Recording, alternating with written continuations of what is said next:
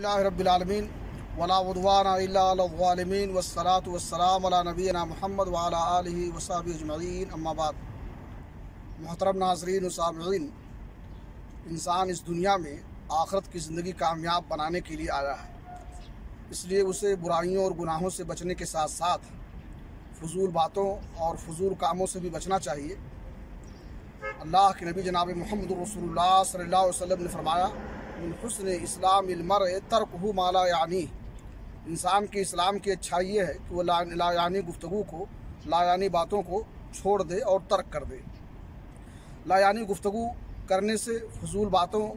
کے کرنے سے بڑے نقصانات ہیں۔ اسی لیے امام مالک بن دینار کہتے ہیں، اذا رأیت قساوۃ فی قلبک ووہنا فی بدنک وحرمانا فی رزقک فاعلم انک تکلمت فیما لا یعنیک، جب تم یہ احساس کرو تمہارا دل سخت ہو گیا ہے بجائے اس کے کہ نرم ہو، اور تمہارا جسم کمزور ہو گیا ہے، جسم کی کمزوری محسوس کرو، اور رزق میں تنگی بجائے کشائش کے محسوس کرو، تو سمجھ لو کہ تم نے گفتگو کی ہے ایسی چیزوں میں جو فضول تھی اور بیکار تھی۔ اس لیے